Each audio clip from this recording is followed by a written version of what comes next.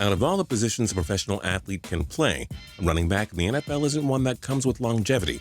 They're carrying the ball over 200 times a season and are taking brutal hits all over the body. They break down quickly and tend to be finished once they enter their 30s.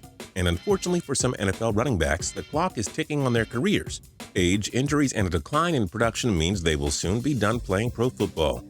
I'm Justin Fraction, and today we dive into 10 NFL running backs who will soon retire. And we do hope you enjoy this video, and if you do, feel free to click subscribe down below for more cool videos every single day. Number 10, LeGarrette Blount. Blount found a nice niche with the New England Patriots, as the bruising running back helped them win Super Bowls 49 and 51. But Blount only succeeded because Bill Belichick found some magical way to make him great. Blount was a bust in Pittsburgh and was far from productive in his early years with Tampa Bay. The Patriots chose not to re-sign Blount after the 2016 season, believing it was time to move on from a man coming off his age 30 season. With so much mileage on the body and Blount leaving the team that made him, this career will wind down before long. Number 9, Bilal Powell. Powell had a career year in 2016, rushing for 722 yards with the New York Jets. But he was gangrene's second running back, and the rebuilding Jets figured to use younger players at the position in the years to come. Powell never developed as a true number one running back like the Jets had hoped. Given his merely average track record, Powell will be out of the NFL once his tenure with the Jets ends. He just hasn't produced enough to stay around. Number 8, Rashad Jennings. Used as a second running back for the New York Giants in 2016, Jennings showed he's exactly what we thought he was, an aging veteran RB that doesn't bring a lot of upside. Jennings went through the NFL offseason without being signed by a new team. That means he's either headed for retirement or maybe one team gives him a final look. But Jennings turned 32 after the 2016 season and doesn't bring a lot to the table. His NFL career will end before long.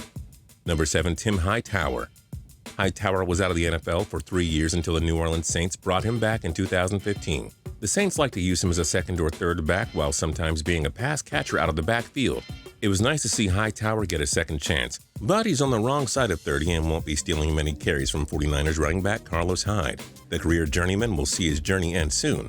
Teams just don't keep around second running backs in their 30s for long. Number 6, Chris Ivory. Remember when Ivory rushed for 1,070 yards with the New York Jets in 2015? It looked like he had found a niche in gangrene, but it turned out to be one flunky year. Ivory joined the Jacksonville Jaguars in 2016, but rushed for just 439 yards while fumbling 5 times. Ivory is now behind TJ Yeldon and Leonard Fournette on the depth chart. That means Ivory isn't going to do much in Jacksonville, which means he won't be able to show other teams that he still has it. Translation: Ivory's time ends soon. Number 5, DeAngelo Williams. Williams was a terrific fit for the Pittsburgh Steelers in 2015 after rushing for 907 yards. But Le'Veon Bell's backup struggled for most of 2016 as he dealt with injuries and inconsistency. Williams went through the 2017 offseason without a contract. Teams who are looking for a second RB won't want to sign a guy who turned 34 in the 2017 offseason. If he gets one more contract, good, but that's absolutely going to be it for him. Number 4, Darren Sproles. Sproles has been a terrific underdog story. A 4th-round draft choice, just 5'6", yet he will go down as one of the most electrifying all-around players of all time. But how much more does Sproles have in him?